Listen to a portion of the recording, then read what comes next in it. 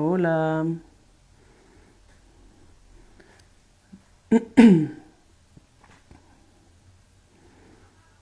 ¿se oye bien?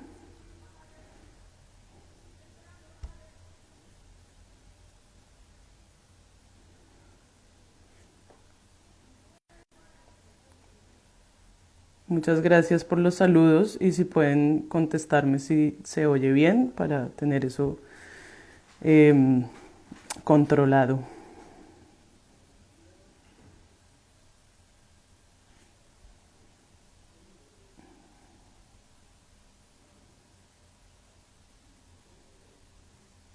Muy bien, bueno, vamos a esperar unos minutos para empezar.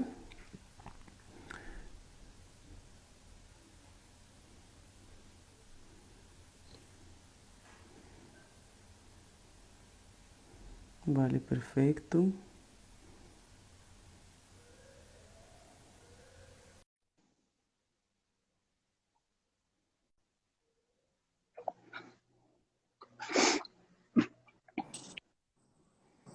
Hola, Se va hola Martín, ¿cómo estás? Ahí ya está. bien, nervioso, pero bien. No, todo está bien. Qué bueno. Ay, pues muchas gracias a toda la gente que está uniéndose. Un montón de personas. Súper bien, Martín.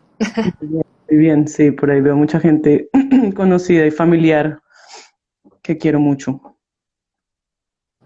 Qué bueno. Bueno, pues dime tú, Martín, ¿en qué momento empezamos? Yo hago la introducción, presento a Furia y te doy la palabra. Vale, pues si quieres empezar de una vez, hagámoslo. Va. Bueno, pues muy bienvenidos a todas las personas que se están conectando. Otra vez volvimos al formato de los lives, de conversatorios de Furia. Últimamente nos hemos estado dedicando a hacer más que todo talleres y han sido pues bien, bien interesantes, hemos aprendido mucho. Como introducción les cuento un poco de Furia para que sepan a quienes es quizás la primera vez que se unen. Furia es una plataforma que nace en el 2017, nace desde la experiencia propia de los integrantes de hablar de abuso y violencia sexual desde una perspectiva catárquica y creativa, convencidas del poder transformador que tiene el arte. Furia inició como un fanzine, pero luego fue transmutando hacia trabajos colaborativos, consultorías y durante el último año nos hemos enfocado como en un formato más de talleres, en donde buscamos hacer contrapedagogías y contradiscursos. Siempre somos pues muy reiterativas y reiteratives con tener una mirada antipatriarcal, antirracista, decolonial y transfeminista. Y pues en el marco de lo que estamos haciendo con Furia, Martín hace parte de Furia también, y Martín propuso hacer un conversatorio el día de hoy que se llama La dictadura de la genitalia. Así que pues yo te voy a dar la palabra a ti para que tú te presentes Vale, y aprovechemos además el tiempo, ¿vale? bueno, Y también sí me sale para que esté toda la pantalla completa. gracias. Bueno, Soa, muchas gracias. Va, ve, si quieres, ve empezando mientras yo cacharreo a ver cómo me salgo acá. Listo, ok, bueno. Bueno, pues eso, yo soy Martín Pade y pues llevo un rato ya en Furia, convocado pues, por Soa y por Valentina, que son las creadoras de Furia y quienes me invitaron a partir de una charla que di el año pasado en la pandemia más o menos. Y bueno, que está todo grabado ahí en la página también cuando quieran verlo. Y bueno, pues veo mucha gente conocida, conectada, que saben obviamente de mí, saben toda mi historia y pues estoy ahora en un proceso muy importante, muy profundo, muy interno de transformación. Eh, por eso también estoy algo nervioso, porque es algo que pues me cruza el cuerpo, el corazón, la vida entera, pero que me parece bonito, pues más que hacerlo público como una segunda salida del closet, como simplemente generar un espacio como familiar y pues de amistad en cuanto a este tema. que al final creo que es un tema que nos cruza a muchos y a muchas, más allá de definirnos como trans o no, y que es de eso justamente lo que quiero hablar. Y bueno, sí, una presentación así muy breve de mí, pues yo estudié filosofía en la Javeriana, en Bogotá, y me vine hace 5 años ya para España, estuve en Madrid haciendo una maestría en género y ahora hago un doctorado en historia. Y bueno, pues me he centrado en trabajar temas, pues precisamente que tienen que ver con el género, la sexualidad y la violencia en muchos sentidos, violencia simbólica y violencia también de histórica, digamos, como conflicto armado y demás. Pero bueno, digamos que ese es un poco mi perfil académico que no es el más interesante, creo. Así que pues nada, voy a dar comienzo a la charla y bueno, muchas gracias a todos y a todas y a todos por haberse unido y por acompañarme, porque más que oírme, siento que es una compañía que se hace muy importante en estos momentos.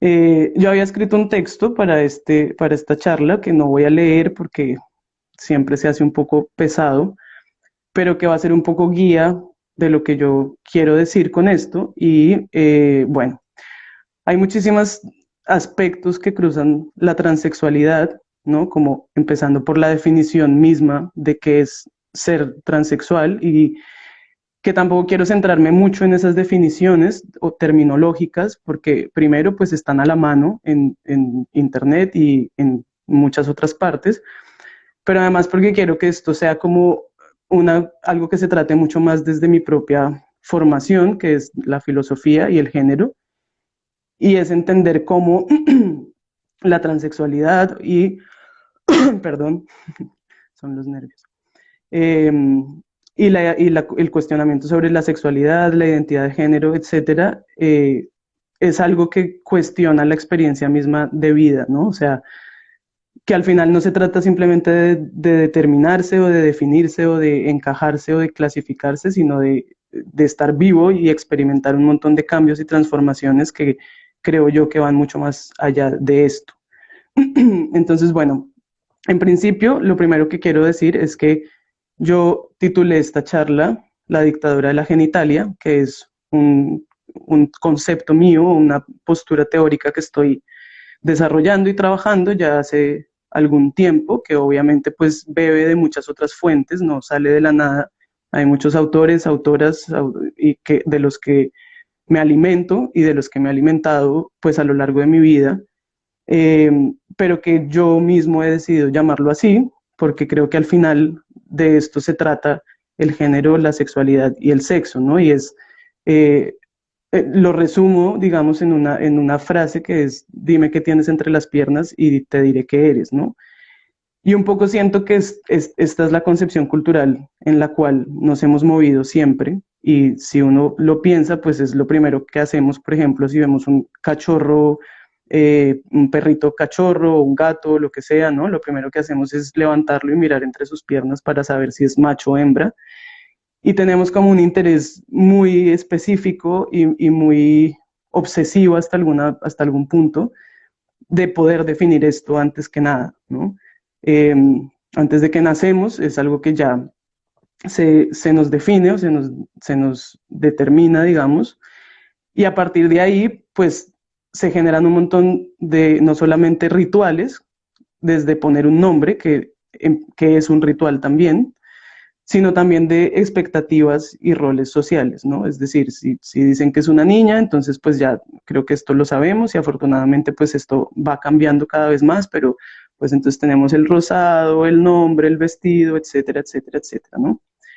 Y bueno, pues digo que menos mal está cambiando porque a partir más o menos de los años 60, 70, bueno, 80 también del siglo pasado, del siglo XX, las feministas pues empezaron a hacer una lucha muy fuerte para que esto dejara de ser así, para que se pudiera un poco como flexibilizar los roles sociales y de género que se esperaban de las personas que se determinaban biológicamente, bien sea como mujeres o como hombres, hasta el punto que hoy en día pues conocemos campañas muy fuertes para que a los hombres también, digamos, cuando digo para no enredarme mucho con los términos, sino enredarlos tanto a ustedes también, cuando digo hombres en manera tradicional o hombres hegemónicos, me refiero a los hombres cisgénero o a los hombres que han sido determinados como tales biológicamente, o lo que se habla un poco desde el lenguaje también de la transexualidad, los hombres con pene, ¿no?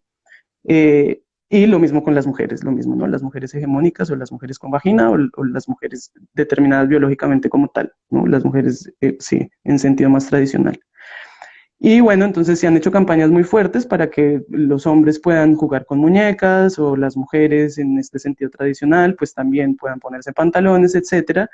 Luchas que afortunadamente se dieron y que afortunadamente se han ganado, porque yo creo que son el comienzo de lo que pasa en este momento y lo que esperamos que pase hacia futuro también, ¿no? Yo, con toda esta experiencia, que yo la leo y la siento como una apertura que nunca en mi vida había sentido, pues parte del miedo es pensar como qué puede pasar después, ¿no? Como que se abre tanto que todas las posibilidades, valga la redundancia, son posibles. Y a veces cuando tengo momentos de euforia, no voy a llamar disforia de género, sino euforia de género, como que eso también me parece atractivo, ¿no? Pensar, bueno, ¿qué vendrá después?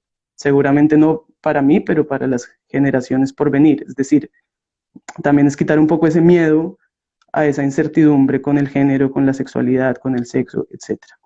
Pero bueno, retomando lo que estaba diciendo, esas luchas feministas del finales del siglo XX, pues flexibilizaron un poco esos roles de género y se volvieron, digamos, como luchas políticas en las cuales, por ejemplo, mmm, muchos hombres también, hombres tradicionales, hegemónicos, pues abogaron, ¿no? Porque entonces ellos también lavaban los platos, cuidaban los niños, y esos roles que venían del siglo pasado, pues sobre todo, por ejemplo, pensemos en los años 50, etcétera, donde tenemos esta imagen, además muy proveniente también de la imagen norteamericana que se nos transmite por las películas, ¿no? De la mujer ama de casa, el hombre proveedor, etcétera, que también sabemos que las mismas feministas negras, por ejemplo, lo cuestionaban, ¿no? Las lesbianas también ya lo cuestionaban, etcétera, pues se fue flexibilizando. Eso hizo de alguna manera que el género se convirtiera como en algo en lo cual se podía jugar siendo o teniendo la genitalia de un varón determinado biológicamente o una mujer determinada biológicamente. Sin embargo, la experiencia de la transexualidad cuestiona incluso esto, ¿sí? No se trata únicamente de si me visto, entre comillas, como un hombre o si me visto como una mujer, ¿no? Esto tiene que ver más con una identificación, con un sentir, con un ser, porque es un ser, ¿no? Y bueno, voy a tratar esto más adelante. Me perdonarán si me confundo un poco, si voy de un lado para otro, es parte de los nervios, pero parte también que soy así y mis exalumnos de colegio, que por ahí veo algunos, lo saben perfectamente que voy de un lado a otro. Mm, en fin, es decir, la transexualidad cuestiona esa flexibilidad de género de la cual yo aplaudo que haya existido y me parece que tiene que ser así, pero que esto va mucho más allá de eso. Por eso es que no basta simplemente con poder ponernos pantalón o poder ponernos falda, ¿no? Y bueno, trataré de entrar más en detalle. Igual, si tienen alguna pregunta, pues también la pueden ir haciendo y en la medida de lo posible que pueda ir leyendo y conversando un poco con ustedes para que tampoco se haga como muy rígido o rígida la charla. Entonces, yo titulé esto La dictadura de la genitalia por lo que les estaba diciendo, pero además también porque esto me ha hecho pensar mucho sobre el cuerpo en general, sobre los cuerpos, ¿no? Existe un mito muy difundido, y lo llamo mito porque es una mala interpretación de la transexualidad que dice que las personas trans estamos en el cuerpo equivocado, lo cual no es así, ¿no? Eh, existe la libertad de intervenirse, hormonarse y cada vez tenemos que luchar más para que esto sea una política pública y el acceso a esto sea para todas las personas que queramos hacerlo o no, pero muchas personas trans también decidimos no hacerlo porque simplemente no lo hacemos, no queremos o no en un momento y después en otro sí, etcétera. Entonces no se trata simplemente de pensar, no, es que es un hombre y está en un cuerpo equivocado o es una mujer y está en un cuerpo equivocado, ¿no? Esto es un mito que, pues, que está equivocado y que fue difundido bastante por la patologización proveniente de la psiquiatría y de la psicología, y fue a lo que se le llamó durante mucho tiempo también disforia de género, se le llama todavía. Esta mañana estaba leyendo que, bueno, la Organización Mundial de la Salud también lo sacó de estos trastornos, ahora le llaman de otra manera, que si alguien recuerda el nombre lo puede anotar ahí, lo leemos, que digamos es un poco un eufemismo porque igual sigue siendo un término de la disforia de género y es como si lo que tuviéramos fuera un problema psicológico porque no entendemos el cuerpo que habitamos, ¿no? Porque no somos coherentes con ese cuerpo que tenemos. Entonces, para mí todo esto me hizo pensar mucho, claro, repito, esto es una experiencia pues personal que me cruza a mí, entonces también me hizo pensar mucho sobre mi propio cuerpo, ¿no? Y muchas veces incluso dudarlo, no dudar de quién soy, sino de qué cuerpo habito, ¿no? Y esto pues se hace algo muy fuerte y empecé como a pensar en esto, a pensarlo muchas veces, a llorarlo muchas otras, pero sobre todo a pensarlo, a escribirlo, a leerlo, a comunicarlo con otras personas y en esto encontré mucho eco, sobre todo, y debo decirlo acá, aparte de amigos y amigas trans, por supuesto, que son como la red principal con la que uno conversa este tipo de cosas, con amigas mujeres, y empecé a entender que el tema de una supuesta disforia, ya no lo llamemos de género, sino en general del cuerpo, pues atraviesa muchos otros cuerpos y no necesariamente por un tema de género, ¿no? Entonces, muchas amigas me decían a mí como, claro, eso que tú estás diciendo lo sentí yo con el tema de mi peso, ¿no? O con el tema de mi estatura, o con el tema de cualquier otro aspecto que se les ocurra que puede ser leído en el cuerpo como, entre comillas, anormal, ¿no? O disfórico, o etcétera. Empecé a pensar mucho en la transformación también, en lo que implica un tránsito, una transformación. Aquí también hay un mito muy mal difundido, ¿no? Que es, la gente muchas veces pregunta, bueno, ¿vas a hacer el tránsito completo? Yo creo que yo mismo se lo pregunté alguna vez a algún chico trans con el que hablé por primera vez y él me lo dejó muy claro porque me dijo, no hay un tránsito completo, ¿sí? El tránsito es hasta donde tú quieras llegar y hasta donde tú te sientas tú. Y yo empecé a darle muchas vueltas a esto del tránsito, de la transformación. Además, empecé a notar muchas palabras que tenían también como este prefijo y pensaba en mi propia experiencia y pensaba, bueno, el tránsito, la transformación, lo transatlántico, porque también estoy en una situación de migración. Y empecé a pensar mucho en la vejez, porque aunque tenga esta cara de joven, pues hacia allá iré.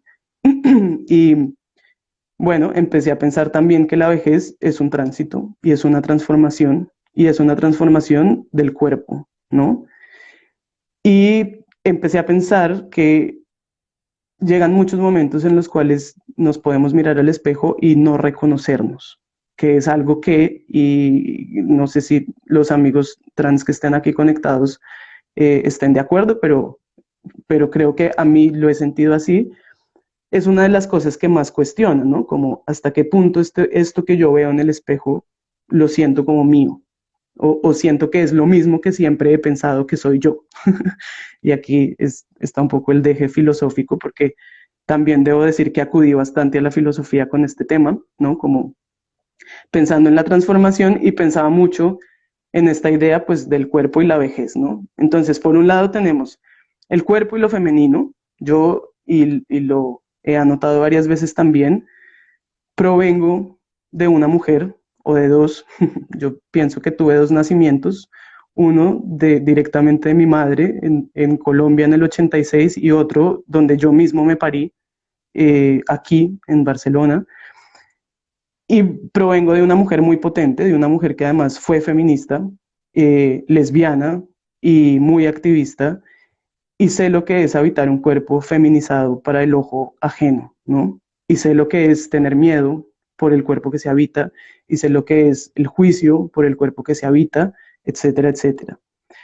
Entonces, por un lado pienso el cuerpo, feminizado o el cuerpo de la mujer, por llamarlo así, ¿no? Que ya muchas feministas también, sobre todo en Latinoamérica, o como lo llaman ellas mismas, en Abya Yala, como se llama, y hablan mucho del cuerpo y el territorio, ¿no? Y cómo el cuerpo de la mujer también termina siendo un poco esta idea de un territorio que se puede violentar.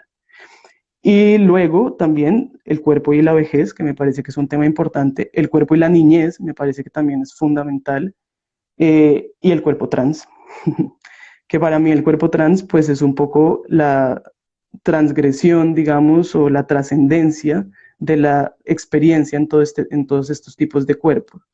Porque ya no es solamente, y yo lo he anotado también muchas veces, ¿no? Ya no es solamente el hecho de tienes un cuerpo que es leído como femenino, sino además muchas veces no parece femenino por la manera también en la que lo expresas y te ves y te vistes, pero tienes el miedo de cuando descubran lo que hay debajo, ¿no? Y eso genera un miedo a la violencia, porque la violencia existe y la vemos, y en esto creo que hay una diferencia también muy grande entre ser un hombre trans y una mujer trans, y desafortunadamente, y quiero decirlo acá también públicamente, porque tengo pues amigas trans muy potentes, muy activistas, eh, que también tienen esta lucha, que creo que todo el mundo debería apoyar, sobre esta, de alguna manera, obligatoriedad, perdón, de un destino hacia el trabajo sexual de las mujeres transexuales, que no quiere decir que el trabajo sexual sea ni denigrante, ni esté en contra, pero pues que casi que se pone el único lugar, ¿no? Y creo que esta es una lucha importante, porque es un cuerpo que empieza a ser un cuerpo casi que expuesto a muchas violencias, ¿no? La violencia policial, que lo hemos visto en muchas partes, pero otro tipo de violencias, ¿no? Eh, bueno, en fin, este es como un paréntesis ahí también para, pues porque me interesa también que queden claras ciertas luchas que creo que todavía tienen que darse. Pero volviendo un poco a la idea, digamos, de la charla, lo que pues yo quiero tratar, y sobre todo cómo irlo hablando acá, dialogándolo con ustedes de manera pública también sobre esta teoría de la dictadura de la genitalia, pues tiene que ver con la pregunta sobre qué es un cuerpo, ¿no?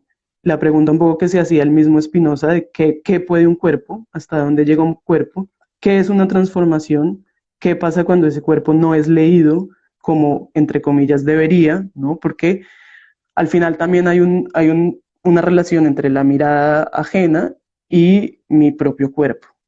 Y hay una legitimación que buscamos siempre en el otro o en los otros.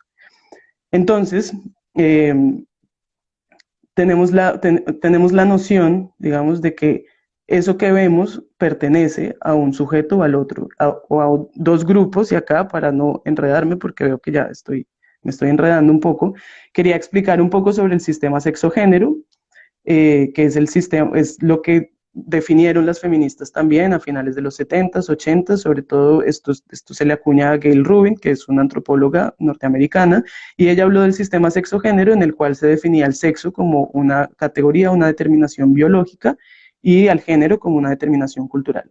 Entonces se nos decía, bueno, el sexo es justamente lo que tienes entre las piernas, y luego cuando naces te dicen eres hembra o macho.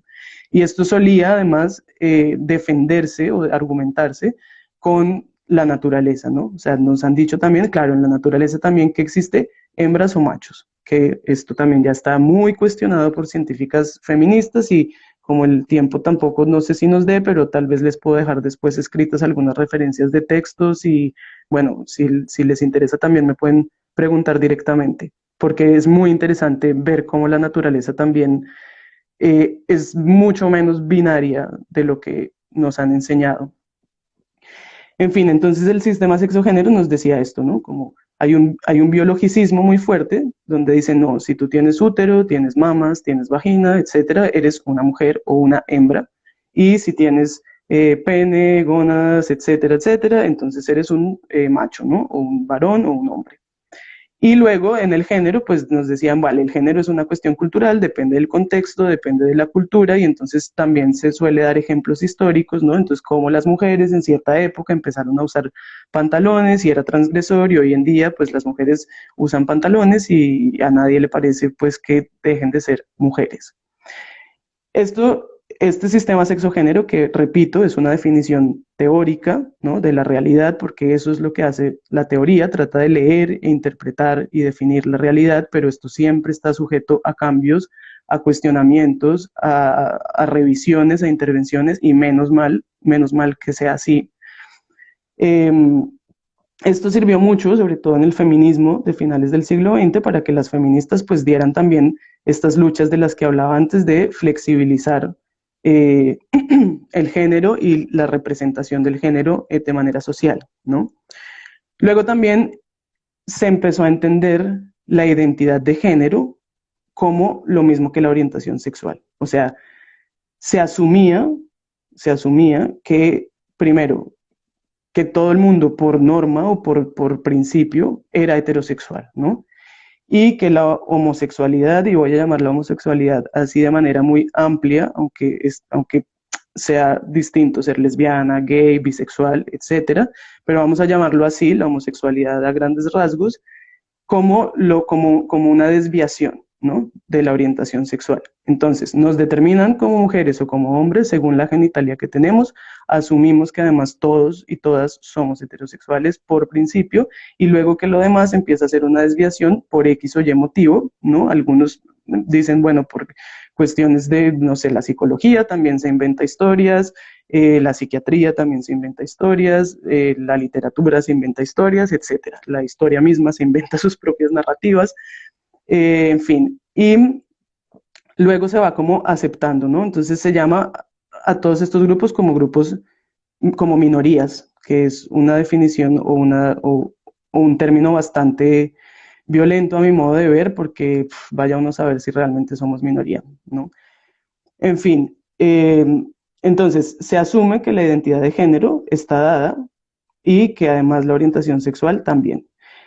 Muchas de estas teóricas también, como Monique Wittig, por ejemplo, o Adrienne Rich, empezaron a llamar a esto la heterosexualidad obligatoria, y bueno, sobre esto también hay mucho escrito, y se empezó a entender que se definía a una mujer como mujer en su relación también de su deseo hacia el varón. Y las lesbianas de finales del siglo XX dijeron, vale, pues si una mujer es mujer porque está en relación sexoafectiva con un hombre, pues nosotras las lesbianas no somos mujeres, ¿no? Y a partir de ahí se empezó a cuestionar también qué es ser mujer. Y esto además a cuestionar qué es el sujeto del feminismo. Bueno, esto casi que sería una clase entera, ¿no? Y porque además no solamente se cuestionaba qué es el ser mujer, sino además se empezó a cuestionar cuál es el sujeto del feminismo. Ya había además movimientos LGBT también que se estaban dando. Ya había muchas movidas también de personas transgénero, transexuales, travesti, que ojo, no es lo mismo travesti que transexual o transgénero. En fin, esto era un mundo totalmente variopinto, múltiple, diverso, que estaba empezando como a emerger y a surgir y a levantar la voz y a decir, bueno, pues a nosotros lo que nos pasa es esto y es distinto a lo que estos otros están diciendo que les pasa, ¿no? Y llega después, voy a mirar un poco acá para no perderme y no perderlos. Vale, y en ese momento entonces empieza también a aparecer todo el tema ojo, esto que estoy contando, hay partes cronológicas cuando me refiero sobre todo a los momentos históricos, pero no necesariamente es que una cosa venga detrás de otra, ¿no? Repito, porque además esto suele presentarse así y no. Cuando estaba el feminismo también ya había movimientos de diversidad sexual y no era como que unos nacieron de los otros, ¿no? Porque esto también es un poco este mito o esta cuestión de la narrativa que está en contra de estos discursos, y entonces por eso lo que trata de hacer es decir, no podemos abrir más, no podemos, no, como liberarnos más, porque entonces van a venir todavía más locos y locas, y gente raro, y gente rara, y gente, ¿no? Y es como, no te preocupes, que igual venimos, así no haya habido estos antes, ¿no? O sea, ya estábamos. Eso es importante saberlo, ya estábamos. Y esto se puede entender además en otras culturas, en otros momentos. Esto se puede estudiar en poblaciones, en comunidades indígenas, mejor dicho, o sea, esto es tan grande y tan amplio como el mundo y la historia misma. Entonces no hay que tenerle miedo a que alguien abra una puerta que parece liberar, porque va a venir mucho más, porque ya estábamos, todos ya estábamos acá, ¿no? En fin, entonces aparece, por ejemplo, la postura teórica de Judith Butler, que es como la voz que se ha reconocido como principio de la teoría queer, y ella habla del performance o de la performatividad del género, ¿no? Aquí también ya tenemos identidad de género, orientación sexual, que se confundían como lo mismo, pero que son cosas muy distintas. Una cosa es a quién dirijo yo mi deseo o a qué dirijo yo mi deseo, porque también puede haber qué es, ¿no? Y otra cosa es cómo me identifico yo, ¿no? En cuestiones de género y en cuestiones de sexo también. Y luego aparece también lo que han llamado la expresión de género o la performatividad del género, y es además cómo me veo, cómo actúo, ¿no?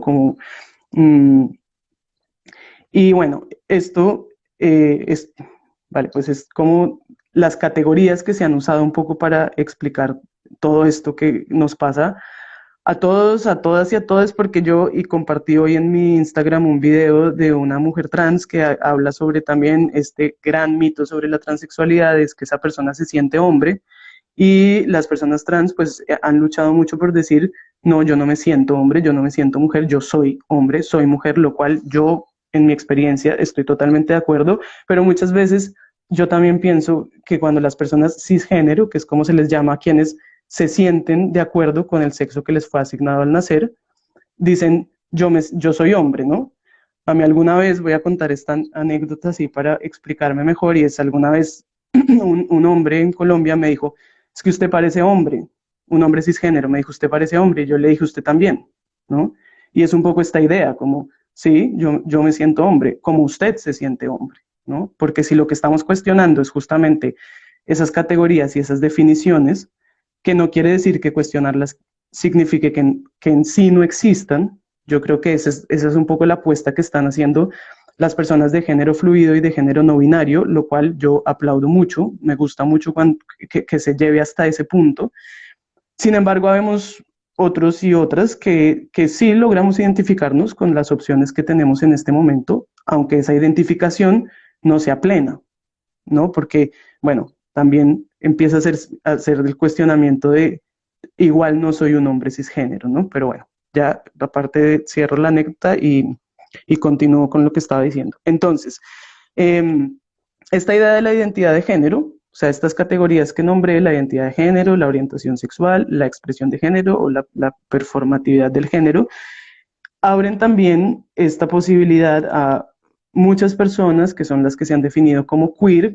Recordemos que queer es un término en inglés que se refería peyorativamente a las personas como quien dice marica, maricón, ¿no? Bueno, ya uno de tanta teoría se le van olvidando los insultos, así que si alguien quiere ir por ahí acordarme de alguno de estos insultos, bienvenido. Pero son estos insultos, ¿no? O sea, que es peyorativo. Y lo que hacen es resignificarlo y decir, pues lo queer deja de ser peyorativo y empieza a ser también una forma de identificarnos como quienes, pues sí, reivindicamos y resignificamos lo raro, ¿no? Entonces tenemos personas, sujetos que tienen barba, pero que usan falda, pero que, etcétera, ¿no? Esto ha generado un debate muy importante porque también se ha dicho, bueno, esto queda en lo performativo, ¿no? Y no sale de ahí. Y entonces, pues sí, claro, podemos ir a una fiesta y, entre comillas, disfrazarnos, aunque hay, ojo, hay apuestas queer muy serias también con esto en cuanto a experiencia de vida y a identificación, no quiero quitarle a eso nada de seriedad, pero creo que la experiencia trans también se distingue mucho de la apuesta queer, ¿no? Porque tiene que ver, nuevamente lo repito, con el cuerpo, ¿sí? Y es cuál es el cuerpo que yo habito y sobre todo cuál es el cuerpo que yo siento que es mío. Y por eso aquí todas las intervenciones, hormonaciones, cirugías, etcétera, son necesarias. No porque todas las personas trans queramos hacerlo o tengamos que hacerlo, porque ojo, esto se le ha exigido y recordemos que hasta el 2017, cuando esto estaba patologizado en la Organización Mundial de la Salud, todavía en muchos estados desafortunadamente, pues para que una persona trans hiciera su cambio en el DNI o en la cédula o en el documento de identidad, tenía que haber pasado, por ejemplo acá en España, ¿no? 2 años de hormonación o tener una intervención quirúrgica, es decir, Esto es un tema de la biopolítica en el cual hay una entidad, digamos, hay una autoridad, una entidad estatal que tiene la autoridad de mirarte a ti en tu cuerpo y decir, eso que usted me está diciendo, lo acepto o no lo acepto, ¿no? Lo legitimo o no lo legitimo. Eh, Aquí hace un par de días, yo creo, una semana por lo menos, se está debatiendo en España la ley trans para que las personas puedan cambiar su sexo y su nombre en los documentos de identidad sin necesidad de tener un reporte psiquiátrico o una intervención quirúrgica, hormonal, etcétera, para decir yo soy Martín Pade, así tenga el cuerpo que tenga, ¿no? Esto en Colombia ya existe. La verdad debo decir que, y perdón que me refiera a Colombia puntualmente y a España, porque pues son los lugares que más conozco, pero también si alguien tiene información sobre otros lugares, bienvenido, me interesaría mucho saber. Pero sé que en Colombia esto existe y Colombia tiene sentencias muy, muy abiertas sobre el tema de la transexualidad, que uno no se imaginaría, porque pues también existen los mismos prejuicios contra las sociedades, pero pues que también hay que aplaudir, sinceramente. En fin, entonces la experiencia trans cuestiona la identidad de género, ¿no? Pero también la identidad sexual, o sea, es una experiencia que hace temblar los cimientos de, o lo que han llamado muchas antropólogas también, los principios de organización social, que son el género y el sexo, y que se da por hecho que hay una sexualidad que corresponde a ese género y a ese sexo, ¿no? Mm, Esto genera, no sé cómo decirlo así, pero genera una crisis de identidad muy fuerte porque nos han enseñado que la identidad, más allá del género y más allá del sexo, sino la identidad ya en sentido muy abstracto, es algo que es como inherente a nosotros, ¿no? O sea, como que somos algo. La identidad se asume como algo natural casi, ¿no? Y si nos ponemos a hacer un poco el ejercicio, cada persona que estamos acá o a quien queramos preguntarle de qué eres tú, siempre terminamos definiéndonos por cuestiones identitarias, ¿no? Soy colombiano, soy hombre, soy filósofo, soy, ¿no? Pero esas identidades son identidades que han sido construidas, impuestas, y creo que eso es lo que a mí más me gusta de la historia y es entender que las cosas no han sido siempre así, ¿no? Es rastrear un poco, casi que ahí sí de manera, eh, como diría Foucault, arqueológica, ¿no? Como o genealógica también, ¿no? Como cuál es el origen también de esas identidades, dónde aparecieron y qué dejaron por fuera, ¿no? O sea, qué sistema de poder también había en el momento de definir esas identidades. Y porque hoy en día nos definimos a través de esas identidades de maneras como tan ciegas y tan establecidas, como que no lo cuestionamos, ¿no? Entonces, en ese sentido, pues, claro, los hombres y mujeres también hegemónicos, tradicionales o determinados así biológicamente, pues podrían llegar a cuestionar su propia identidad como tal sin necesidad de tener que asumir otra, ¿no? O sea, esto es una cuestión que se siente y por eso es una cuestión que a veces teorizar cuesta tanto, porque es una cosa que pasa más por el cuerpo, no es que se compra un discurso y se cambia, ¿no? Pero bueno, sirve para que muchos otros también se cuestionen muchas cosas, eso creo que es lo más importante. Eh, vale, y por otro lado, con el tema de la identidad, es lo que sí he descubierto yo y a lo que sí le apuesto es que las identidades funcionan para juntarse o para hacer colectivos de representación en el cual se exigen luchas políticas de distribución de recursos y de acceso a derechos. Eso creo que es lo más importante. Y es, al final, a mí no me define, a mí, Martín Pade, no me define el ser un hombre trans, pero el ser un hombre trans me aporta o me identifica con una lucha concreta en lo político para acceder a recursos, a derechos y a reivindicaciones políticas que yo y muchos otros merecemos, ¿no? Pero que no las tenemos porque simplemente no se nos reconoce como tal. Lo mismo que pasó con las mujeres y sigue pasando, lo mismo que ha pasado con las personas racializadas, lo mismo que pasa con los inmigrantes, lo mismo que pasa con la gran mayoría de la población en el mundo entero, ¿no? Es decir, hay que juntarnos y luchar y además transversalizar de alguna manera todas estas luchas, ¿no? Mm, Porque pues es finalmente lo que va a llevar a que la gran mayoría de la gente pues tenga acceso a recursos, etcétera.